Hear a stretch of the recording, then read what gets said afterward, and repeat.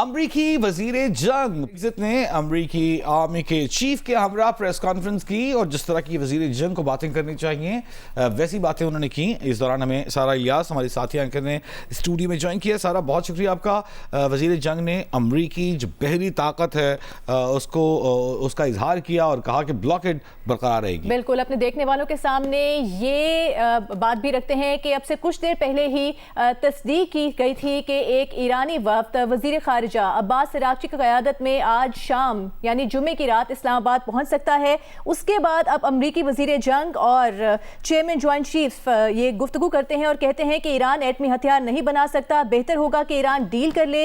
Iran के पास एक अच्छा मुआहदा करने का मौका है। आबनाए हुर्मुज़ से अब तक 34 बहरी जहाज़ों को वापस भेजा जा चुका है। ईरान के पास मुज़ाकरात की मेज़ पर दानिशमंदी से फैसले करने का खुला मौका मौजूद है। नाकाबंदी जब तक ज़रूरत होगी बरकरार रहेगी, ये कहना है अमरीकी वजीर जंग पीट हेग्सेथ का। बड़ी खबर अब से कुछ देर पहले आई जब ईरान के वजीर खारजा अब्बास अरागची के पाकिस्तान आने की खबर हमने अपने नाज़रीन को दी। वो एक मुख्तसर वक्त के हमरा उनकी इस्लामाबाद आमद आज मुतवक्के है। यूं कहा जा सकता है कि ईरान अमरीका मुज़ाकरात राउंड 2 अब जो है वो हमें होता दिखाई दे रहा है। उसके इम्कानात रोशन से रोशन तर हो गए हैं। इसी मामले पर बात करने के लिए हमें सीनियर सहाफ़ी तजज़ियाकार शाहज़ेब खानज़ादा ने ज्वाइन किया है। शाहज़ेब, जो अभी पीट हेग्सेथ ने गुफ्तगू की, लगता है उन तक अभी पैगाम नहीं पहुंचा और बतौर वज़ीर जंग उन्होंने जो अपनी अस्करी महारत है उसी की तारीफें की। देखिए, पीट हेग्सेथ तो यही करते आए हैं और अमेरिका का ओवरऑल इस पूरी डिप्लोमेसी के में यही रद्द-ए-अमल रहा है या फिर यही एक्शंस उनकी तरफ से लिए जाते रहे, ऐसी बातें की जाती रही हैं। सदर ट्रंप की कोई बैद नहीं है कि एक तरफ ये ऐलान करें कि अमेरिका का वक्त भी इस्लामाबाद जाएगा तो दूसरी तरफ इस किस्म का कोई सोशल मीडिया पोस्ट कर दें। और अब तो ये खबरें भी सामने आई हैं कि ईरान की तरफ से भी पाकिस्तान को भी कम्युनिकेट किया गया कि ट्रंप के जो ये सोशल मीडिया पोस्ट हैं ये मसला है। और ज़ाहिर ईरान के अंदर इस वक्त एक फ्रेजाइल माहौल है। आयतुल्लाह अली खामनाई साहब की शहादत के बाद मुस्तफा खामनाई साहब जरूर नए सुप्रीम लीडर हैं, बट ना उनकी किसी ने आवाज़ सुनी है, ना ही इस हमले के बाद शक्ल देखी है। ये जरूर सामने आया कि वो जख्मी है और शदीद जख्मी है। पैगामात का जो तबादला हो रहा है मीडिया पर रिपोर्ट हो रहा है, इंटरनेशनल मीडिया पर, कि वो भी कोई जो लोगों के जरिए वो पैगाम रसानी करते हैं और दरमियान में बहुत सारे लोग मौजूद होते हैं ताकि किसी को उनके मकाम का पता ना चले। तो ये इतनी सारी जब चीजें आ रही हों तो ट्रंप की तरफ से जब बार बार ये सोशल मीडिया पोस्ट आए या पीट हेग्सेथ की तरफ से बयानात आए, ये एडमिनिस्ट्रेशन ही ऐसी है वजी जो मीडिया और सोशल मीडिया के जरिए चलती है। कभी कोई पोस्ट करके, कभी कोई बयान देके, कभी कोई बहुत बड़ा दावा करके, इसी तरीके से ये चलते हैं। जब इनके 2 जहाज मार गिराए थे तो उसके बाद भी हमने देखा था कि क्रेडिट इस बात का लिया जा रहा था कि हमने अपने पायलट कैसे बचाए हैं। जाहिर है वो एक अच्छा ऑपरेशन था, मगर उससे पहले आपने ये दावा भी किया था कि ईरान के पास तो हमने उनकी पूरी एयरफोर्स तबाह कर दी और हमारे तैयारे उनकी फिजाओं में। सॉरी आपको इंटरप्ट कर रहा हूं शाहज़ेब, एक चीज मेरे जहन में आई। अमरीकी वजीर दिफा की जो पोस्ट है उसे बदलकर वजीर जंग बना दिया गया। एक ऐसे सदर की जानिब से जो जंगें रोकने के हिकमत अमली पर नारे पर इलेक्शन जीत कर आया था, यही सबसे पहला इजहार था और उसका पहला इंतखाब तो पीट हेग्सेथ जी। और पीट हेग्सेथ की पेंटागन में हमें किसी से नहीं बनती नजर आई है। मुताबिक जर्नल्स को वो फायर कर चुके हैं। जब नेवल ब्लॉकेड कर रहे हैं तो अपने सेक्रेटरी जो बहरिया के हैं उनको वो फायर कर चुके हैं परसों के दिन। तो ये सारे मामला तो नजर आ रहे हैं। देखिए, सबसे अहम बात यह है कि मुज़ाकरात पाकिस्तान में हो रहे थे और जब मुज़ाकरात आगे बढ़ रहे हों तो you are not suppose to walk out. उस वक्त जेडी वेंस वॉकआउट कर गए और पाकिस्तान में से वापस चले गए और ये कहकर चले गए कि ये बॉल अब ईरान के कोर्ट में है। जब आप वॉकआउट करते हैं तो आप मुज़ाकरात का मोमेंटम तोड़ देते हैं। वो मोमेंटम टूटा और उसके बाद हुआ ये कि स्ट्रेट ऑफ हॉर्मुज़ ईरान ने खोली उसके बावजूद गुडविल जेस्चर के तौर पर और आपने नेवल ब्लॉकेड कर दिया। तो अब हो ये रहा है कि अभी जब जनरल डेन भी प्रेशर कर रहे थे और साथ में पीट हेग्सेथ भी थे, अब आप क्रेडिट दे रहे हैं इस बात का कि आपने कितने शिप्स ईरान के वापस भेजे हैं। बात यहाँ से शुरू हुई थी कि ईरान ने स्ट्रेट ऑफ हॉर्मुज़ खोलना है ताकि सबके जहाज गुजर सके। अब ये हो रहा है कि सबके जहाज नहीं गुजर रहे हैं और आप विक्ट्री इस बात पर क्लेम कर रहे हैं कि ईरान की भी नहीं गुजर रहे, तो आप कलेक्टिव नुकसान कर रहे हैं। फायदा किसका कर रहे हैं? और दुनिया में अगर 20 मिलियन बैरल अगर स्ट्रेट ऑफ हॉर्मुज़ से गुजरता था और 1.8 मिलियन बैरल अगर ईरान का गुजरता है तो वो भी नहीं गुजर रहा। तो और पूरे के पूरे जो गल्फ ममालिक है उनका तकरीबन 13.5 मिलियन बैरल इस वक्त नहीं गुजर रहा है। अगर हम रेड सी से काउंट कर लें जो कि और अल फुजैरा पोर्ट से यूएई का और सऊदी अरब का काउंट कर भी लें, बहुत बड़ा शॉर्टफॉल है। इस वक्त जब से जंग शुरू हुई है वजी, तकरीबन 60 करोड़ बैरल तेल मार्केट से गायब हो चुका है। अब 60 करोड़ बैरल तेल जब मार्केट से गायब हुआ है, इसका मतलब है कि मुख्तलिफ ममालिक ने अपने स्ट्रेटेजिक रिजर्व्स में से इस्तेमाल किया है। अगर ये कल को खुल भी जाए तब भी कहा जा रहा है कि मार्केट बैलेंस होंगी नहीं। उसकी वजह यह है कि जो ममालिक हैं जिनके पास शॉर्टफॉल है वो अपना शॉर्टफॉल पूरा करेंगे, जिन्होंने अपने रिजर्व से इस्तेमाल किया है वो रिजर्व भरेंगे, शिप अवेलेबल नहीं होंगे क्योंकि बहुत सारे शिप वेनेजुएला और अमेरिका की तरफ चले गए हैं। तो ट्रंप जो भी कर रहे हैं, बेशक क्रेडिट ले लें कि आप ईरान और ये जनरल डैन केन के हमने ईरान के शिप्स वापस दे दी है, मगर इससे जितना ये बढ़ता जाएगा उतना ही दुनिया का नुकसान और बढ़ता जाएगा। ठीक है, इसी दौरान हमें ज्वाइन किया है सीनियर सहाफ़ी तज्ज़ियाकार हामिद मीर साहब ने। सीनियर सहाफ़ी तज्ज़ियाकार शहजाद इकबाल भी हमारे साथ मौजूद है। मीर साहब ये बताइएगा कि ऐसे वक्त में जब ये तवक्को की जा रही है कि दोनों ममालिक के वफूद पहुंचेंगे इस्लामाबाद और मुज़ाकरात का दूसरा दौर हो सकता है, उस पर बातचीत की जा सकती है, तो जनरल डैन केन की जानिब से और पीट हेग्सेट की जानिब से जो बयानात दिए गए हैं, फिर हम ये भी बात करते हैं कि ऐसे ओहदों पर जो फाइज शख्सियात होती हैं वो बहुत सारे बयानात पब्लिक कंजम्पशन के लिए भी देती हैं, तो क्या हमें इन बयानात को बहुत संजीदा लेने की ज़रूरत है, या आप समझते हैं कि अगर वो वफूद आ रहे हैं तो कुछ ना कुछ पीछे होमवर्क कोई बातचीत हुई होगी? देखिए, मैं स्पेकुलेशन पे तो कोई अपनी बात नहीं करूंगा। मेरे पास जो थोड़ी बहुत इंफॉर्मेशन है उसी की बुनियाद पर मैं बात करूंगा कि एक तो ईरान का डेलीगेशन जो है वो इतना बड़ा डेलीगेशन नहीं है जितना पहले राउंड में आया था, बहुत छोटा सा डेलीगेशन है और उनकी ज्यादा गुफ्तगू जो है वो पाकिस्तानी हुकाम के साथ होगी और तो अमेरिकन डेलीगेशन एक्सपेक्टेड है वो भी कोई इतना बड़ा डेलीगेशन नहीं है और उनकी भी ज्यादातर गुफ्तगू जो है वो पाकिस्तानी हुकाम से होगी और पाकिस्तानी जो ऑफिशियल्स हैं वो कोशिश करेंगे कि पहले इन दोनों के साथ बातचीत करके उसके बाद फिर इनके दरमियान बातचीत का सिलसिला शुरू करें और कोई मुझे लंबा चौड़ा एजेंडा नहीं लगता है, कोई एक दो पॉइंट जो है उन पर बात होगी। तो एक तो जो कुछ टेक्निकल इश्यूज हैं जो मुज़ाकरात के पहले राउंड में जिन पर इत्तेफाक हो गया था, तो बाद में जो जेडी वैंस हैं उन्होंने कहा था कि ये टेक्निकल मामलात हैं, इसको जरा हम तय कर लें फिर आपसे बात करेंगे, तो उन पर ज्यादा बात होगी।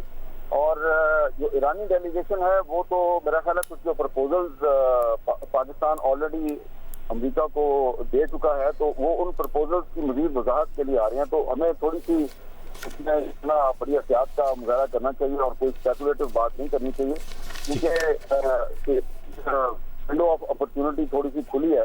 कोशिश करनी चाहिए कि जब दोनों डेलीगेशन पाकिस्तान पहुंच जाएं उसके बाद उनसे जो बातचीत होगी तो वो बंद कमरे में होगी, वो टीवी चैनल की स्क्रीन पे तो होनी नहीं है।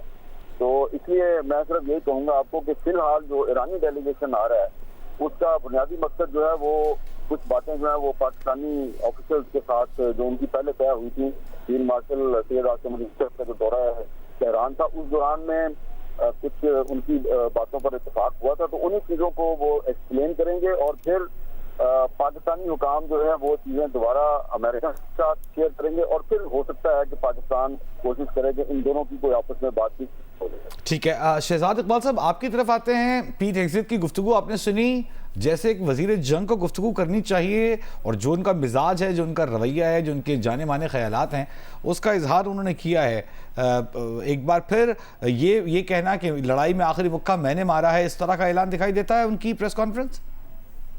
देखिए वो हार्डलाइनर है, सेक्रेटरी वॉर है इस वक्त, तो ऑब्वियसली उनकी तरफ से तो ये जीत का जश्न भी मनाया जाएगा, क्लेम्स भी किए जाएंगे और देखिए ये सिलसिला चलता रहेगा जब तक कोई एग्रीमेंट नहीं हो जाता। दोनों साइड से आप देखेंगे जाराना बयान भी आएंगे, विक्ट्री भी क्लेम की जाएगी और कहीं ना कहीं वार्निंग्स भी दी जाएंगी, तो वो सिलसिला चलता रहेगा। अच्छी बात यह है कि सीज फायर जो है वो होल्ड कर रहा है, वरना तो आप देखते हैं इवन जब गजा में अभी रिसेंटली एक पीस मुआहदा हुआ था जो कि होल्ड नहीं कर पा रहा है क्योंकि वहां पे हमले हो रहे हैं, लेकिन जब तक एग्रीमेंट नहीं होता उससे पहले भी आप देखते हैं कि जो जंगी सूरत हाल है वो तो वैसी की वैसी ही रहती है। तो इस वक्त भी आप देखेंगे इस किस्म के बयान तो आते रहेंगे और वैसे भी जो लॉबी है हार्ड लाइनर्स की उसमें पीट हेग्सेट को का तस्वर किया जाता है, तो उनकी तरफ से तो शायद ये मशवरा भी हो कि जंग जारी रखी जाए, बट ऑब्वियसली हम इस पे पिछले सेशन में बात कर चुके हैं कि अमेरिका को अच्छा खासा नुकसान उठाना पड़ा है और अमेरिका जो है वो इस जंग से अब एग्जिट चाहता है। अच्छा, हमारी खबर के मुताबिक जो है ये तो हुकूमती ज़राए बता रहे हैं कि इस वक्त जो है वो अब्बास इराक़ची साहब आएंगे और उनके साथ एक मुख्तसर वक्त होगा। बाकर कालीबाफ जो कि पार्लियामेंट के स्पीकर है उनके हवाले से अभी तक कोई कंफर्मेशन नहीं है, वो शायद पाकिस्तान पहले इनिशियली ना आए और क्योंकि वो नहीं आ रहे तो उनका पैरेलल ड्रॉ किया जाता है US vice president JD Vance से कि अगर बाकर कालीबाफ होंगे तो दूसरी तरफ से जेडी वेंस होंगे। तो हमारी इतलात जो है अब तक वो ये है कि शायद जेडी वेंस पहले फेज में पाकिस्तान ना आए। अगर तो कोई बातचीत आगे बढ़ती है तो फिर उनके आने के इम्कानात होंगे, लेकिन इनिशियली जो हमारे जराए बता रहे हैं उसके मुताबिक स्टीव विटकॉफ और जेरेड कुशनर जो है वो पाकिस्तान कल पहुंच जाएंगे और इसके बाद जो मुज़ाकरात का सिलसिला है वो शुरू हो जाएगा। और इसमें भी कुछ अभी तो ये डेवलपिंग स्टोरीज है कि किस तरीके से हुआ है, लेकिन पाकिस्तान ने ऑब्वियसली कोई मिड ग्राउंड निकाला है जिसकी वजह से ईरान अपनी उस पोजीशन से पीछे हटा है जिस पे ईरान पहले कह रहा था कि जब तक जो है स्ट्रेट ऑफ हॉर्मुज़ पे नेवल ब्लॉकेड नहीं खत्म होगा तब तक जो है वो मुज़ाकरात के लिए नहीं आएंगे। लेकिन अब पाकिस्तान ने कोई इस पे मिडिल ग्राउंड जरूर निकाला है और एक मौक़िफ ये सामने आ रहा है कि जब मुज़ाकरात होंगे तो ऑब्वियसली इस पर भी बात होगी जो स्ट्रेट ऑफ हॉर्मुज़ बंद करके रखा हुआ ईरान ने और जो अमेरिका ने ब्लॉकेड करके रखी हुई है। तो साइंस तो यही मिल रहे हैं, इशारे यही मिल रहे हैं कि शायद एक दफा मुज़ाकरात हो तो अमेरिका भी जो ब्लॉकेड है उसको खत्म कर देगा।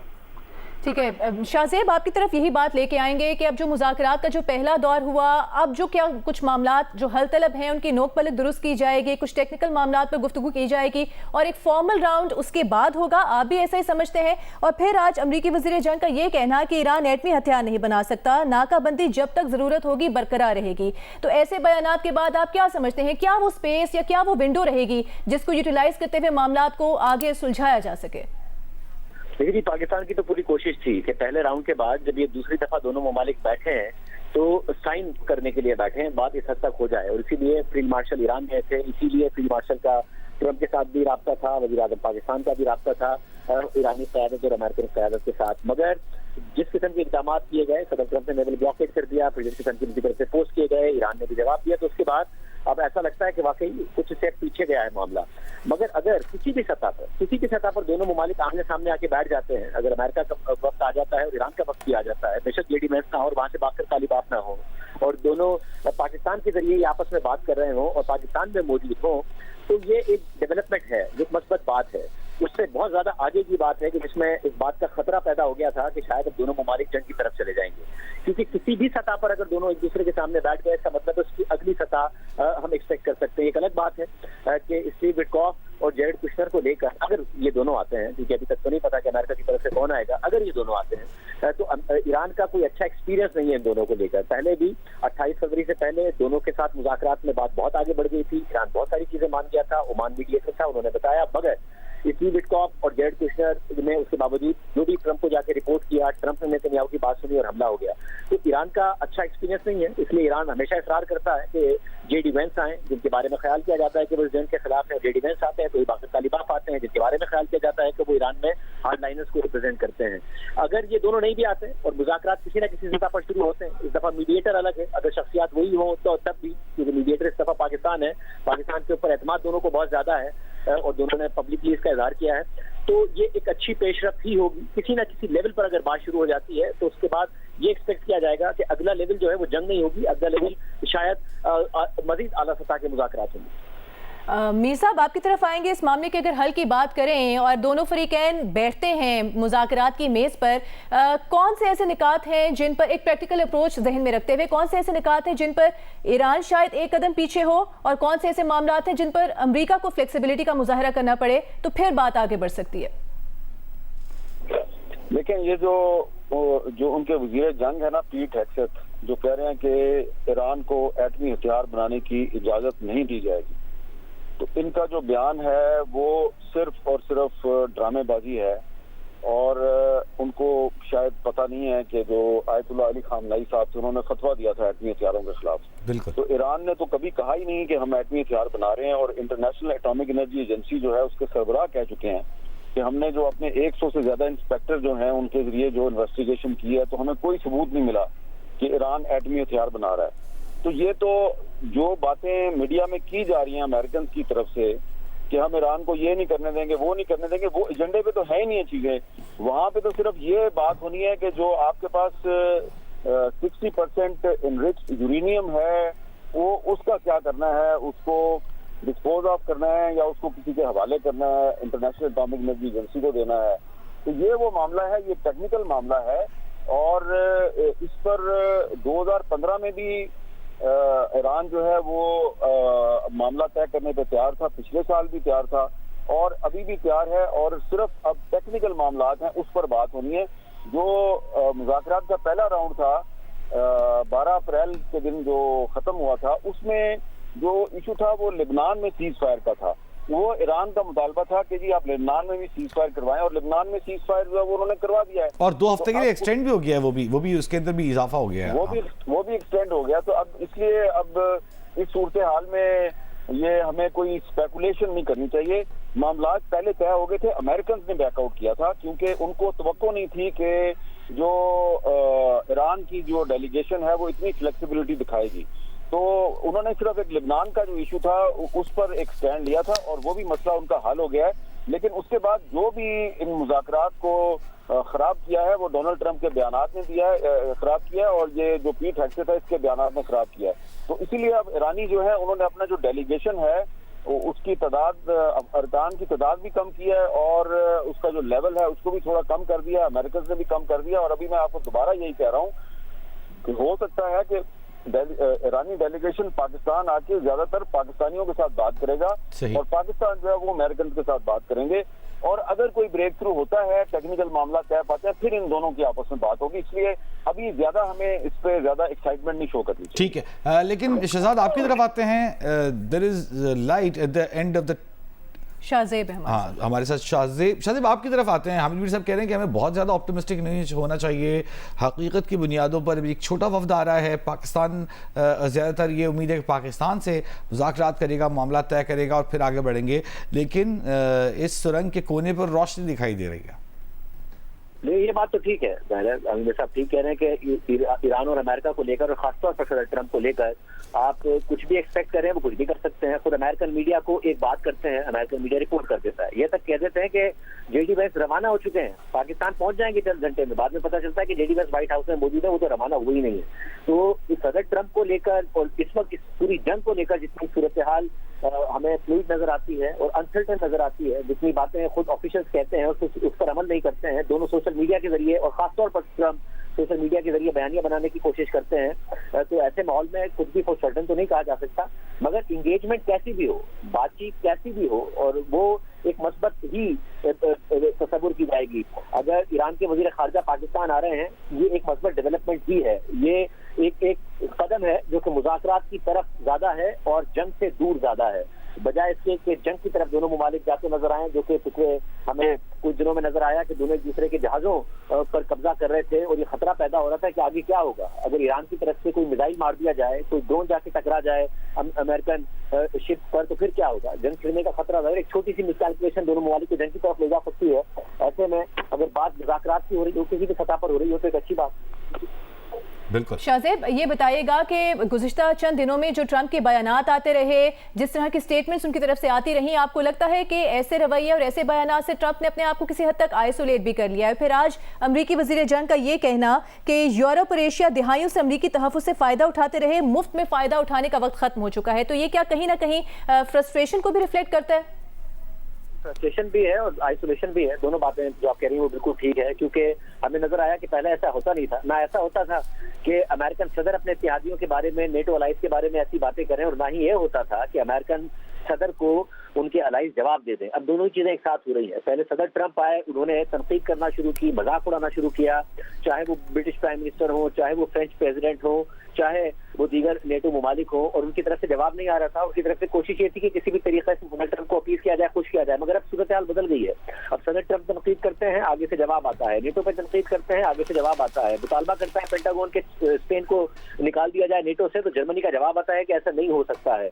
अगर वो कहते हैं कि जी आप हमारे साथ ईरान जंग में शामिल हो जाए, तो जवाब आता है नहीं जी हमारी जंग नहीं है, आपकी जंग है, आप खुद ये जंग लड़ें। यूरोपीय यूनियन से भी यही जवाब आता है, जर्मनी से भी ये जवाब आता है, फ्रांस, स्पेन, हर मुल्क से ये जवाब आता है। साउथ कोरिया जो पहले कभी नहीं बोलता था, वो इसराइल पर तनकीद करता नजर आता है। तो आइसोलेशन भी है और साथ में फ्रस्ट्रेशन भी है उस आइसोलेशन की वजह से कि हमारी बात मान क्यों नहीं रहे हैं, हम सुपर पावर हैं, हमारे इत्तेहादी हमारा साथ क्यों नहीं दे रहे हैं। अब नेटो का जो बुनियादी तौर पर चार्टर है, ये नेटो मुमालिक एक दूसरे के साथ मिले हैं कंबाइंड दिफा के लिए, कंबाइंड अग्रेशन के लिए नहीं। उसके चार्टर के तहत ही अगर एक मुल्क पर हमला होगा, जैसे 9/11 के बाद हमने देखा कि अमेरिका पर हुआ, तो आप मुश्तरका दिफा होगा, ना कि ये क्या किसी भी एक मुल्क का जिस पर दिल चाहे वो चढ़ाई कर दे और जंग छेड़ दे तो सारे के सारे मुमालिक उस मुल्क पर चढ़ाई कर देंगे। तो सदर ट्रंप की डिमांड जो है वही रीजनेबल नहीं है और वही चार्टर के मुताबिक नहीं है, और अब इत्तेहादी जवाब देते नजर आते हैं और अमेरिका आइसोलेट होता नजर आता है। बहुत सारे इत्तेहादी, जिसमें स्पेन के वजीर आजम हमें देखा कि चीन गए हैं, कनाडा के वजीर आजम चीन गए, बड़े मस्बत बयान दिए। अमेरिका के जितने दूसरे इत्तेहादी हैं, फिलिपाइन पहले सदर ट्रंप के करीब था, अमेरिका के करीब था, उनके सदर चीन पर तनकीद करते नजर आते थे। साउथ चाइना सी में हमने देखा दोनों के दरमियान इख्तलाफात हो रहे थे। अब उसी फिलिपाइन के जो सदर हैं वो चीन के करीब जा रहे हैं और चीन के साथ ज्वाइंट वेंचर्स कर रहे हैं उसी साउथ चाइना सी में जिसमें चीन से लड़ रहे थे ताकि ऑयल एंड गैस एक्सप्लोरेशन कर सकें। तो चीन की तरफ हमें झुकाव नजर आ रहा है इत्तेहादियों का और अमेरिका की आइसोलेशन नजर आ रही है फिलहाल इस जंग में तक की जो सूरत हाल नजर आ रही है। ठीक है मीर साहब, ये बात भी अहम है यहाँ पर कि पाकिस्तान बतौर सालिस दोनों फरीकैन के दरमियान एक एतमाद का फुकदान नजर आता है। ट्रस्ट डेफिसिट को कम करने के लिए बतौर सालिस पाकिस्तान क्या किरदार अदा कर सकता है जो कि मोहतात भी हो? लेकिन पाकिस्तान बतौर सालिस जो किरदार अदा कर रहा है उसमें आप देखें कि कितनी अहम बात है कि ईरान और अमेरिका एक दूसरे पे बिल्कुल भी एतमाद नहीं करते और दोनों में ट्रस्ट डेफिसिट है, लेकिन दोनों को पाकिस्तान पे एतमाद है। तो ये बात बड़ी अहम है और ये जो शाजिब खानजादा साहब ने बात कही है बड़ी इंपॉर्टेंट बात है कि अमेरिका इस वक्त दुनिया में एक पॉलिटिकल और डिप्लोमेटिक आइसोलेशन का शिकार हो रहा है। यूरोप उसके साथ नहीं है और ईरान जो है उसको न सिर्फ यूरोप की हमायत हासिल है बल्कि चाइना की और रशिया की हमायत भी हासिल है।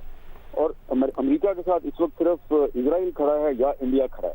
तो इस सूरत हाल में आप देखें कि पाकिस्तान के तो इजराइल के साथ सफारती ताल्लुकात भी नहीं है, इसके बावजूद पाकिस्तान इस पूरे मामले में एक मीडिएटर का किरदार अदा कर रहा है। तो अगर अमेरिका और ईरान का आपस में एतमाद नहीं है लेकिन दोनों को पाकिस्तान पर एतमाद है तो ये एक बहुत बड़ी बात है।